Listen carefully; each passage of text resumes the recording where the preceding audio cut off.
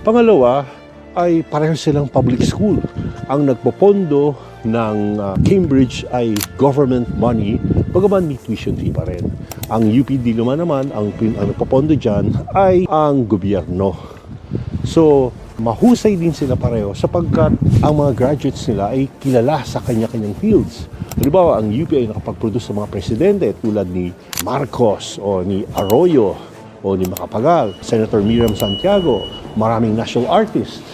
At ang Cambridge University naman ay nakapag-produce din ng mga kilalang mga tao sa mundo. Halimbawa ni Isaac Newton, na kilala sa gravity, o ni Charles Darwin, na kilala sa theory of evolution.